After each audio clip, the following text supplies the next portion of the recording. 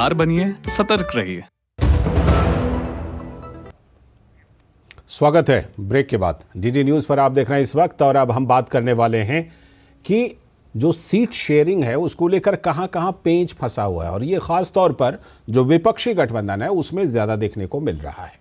बिहार और महाराष्ट्र को लेकर एनडीए में तो सीट शेयरिंग का फॉर्मूला तय माना जा रहा है, और कुछ खबरें भी आ रही हैं कि एनडीए ने फॉर्मूला निकाल लिया है। सीटों की संख्या भी सूत्रों के मुताबिक आ रही है, हम बताएंगे आपको।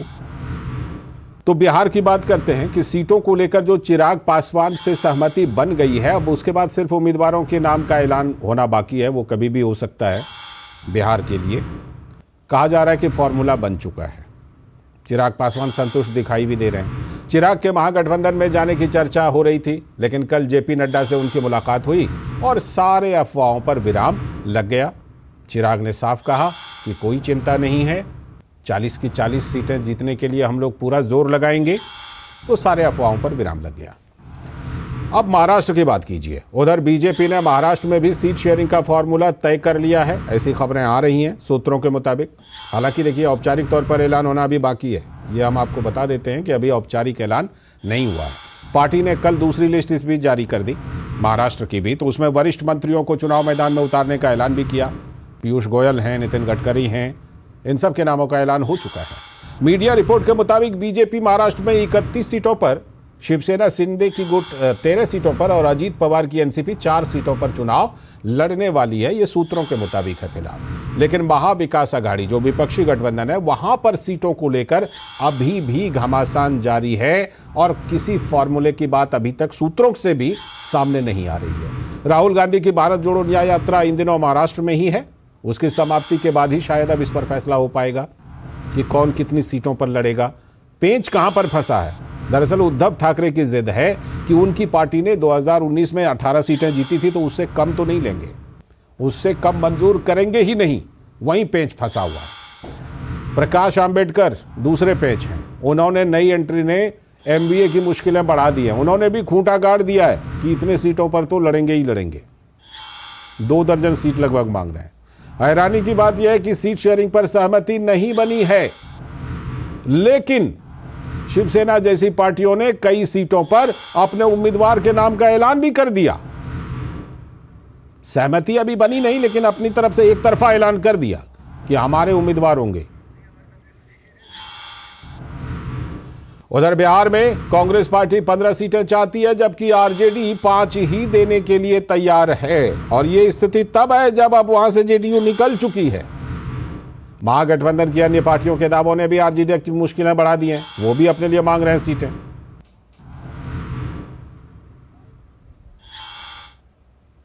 जोड़ते हैं शिशिर हमारे साथ, संवाददाता हमारे शिशिर शेलार मुंबई से जुड़ चुके हैं, और इसी पर हम चर्चा करते हैं शिशिर से। शिशिर, सबसे पहले आपसे यही बात करना चाहूंगा कि देखिए, जिस तरह अभी हम एनडीए के फॉर्मूले को चला रहे हैं, तो सूत्रों के मुताबिक ही ये बातें हो रही हैं, ठीक है? क्या इंडी गठबंधन के लिए क्या किसी फॉर्मूला के बनने की सूत्रों के मुताबिक भी कोई खबर नहीं आ रही है क्या? बिल्कुल, देखिए, हालांकि इस वक्त अगर देखा जाए तो महाविकास आघाड़ी में महाराष्ट्र की बात करें तो ऐसे में चुनाव कौन सी और कितनी जगहों पर लड़ेगी, इसकी बात में कोई स्पष्टता नहीं है।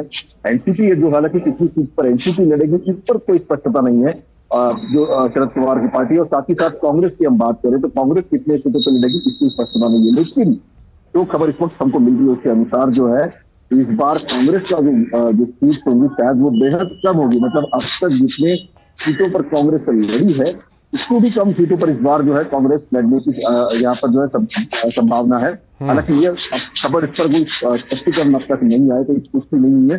जैसे हमने कहा कि अब तक जो बंटवारे की बात है, सीटों के बंटवारे की बात है, इस पर अभी कोई इस वक्त जो है स्पष्टता नहीं आई। वही दूसरी ओर अगर देखिए हम खासतौर पर जो एनडीए गठबंधन है महाराष्ट्र में, वो उसकी अगर बात करें तो बीजेपी ने स्पष्ट कर दी है उनकी 20 सीटें कैंसिल होगी। साथ ही साथ अगर बात करें शिंदे गुट में शिवसेना की और अजीत पवार गुट की, तो ऐसे में उनकी भी सीटें कौन सी होगी वो भी अमूमन तय यहाँ पर माना जा रहा है। कितनी सीटें जो है अजीत पवार लेंगे, कितनी सीट जो है इतना शिंदे की शिवसेना को मिलेगी, ये अमूमन तय माना जा रहा है। लेकिन महाविकास आघाड़ी में ये सूत्र अब तक जो है पूरी तरह से स्पष्ट नहीं पाया है।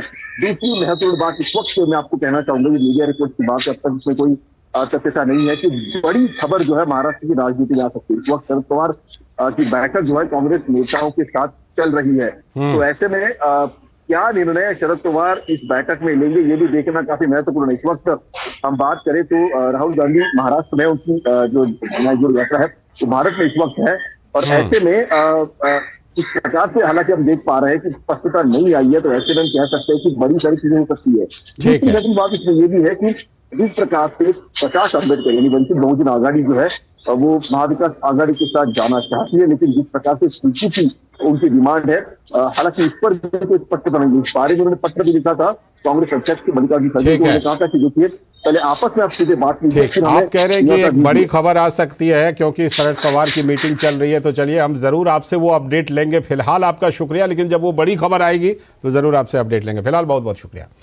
अब बढ़ते हैं अगली खबर की तरफ, और अगली खबर जो है वो बहुत ही महत्वपूर्ण देश के चुनाव के लिहाज से, क्योंकि एक देश एक चुनाव पर उच्च स्तरीय समिति ने राष्ट्रपति द्रौपदी मुर्मू को रिपोर्ट सौंप दी है। आपको याद होगा रामनाथ कोविंद पूर्व राष्ट्रपति जो थे, उनकी अध्यक्षता में यह समिति बनाई गई थी। उस समिति ने विचार किया और अपनी रिपोर्ट आज राष्ट्रपति द्रौपदी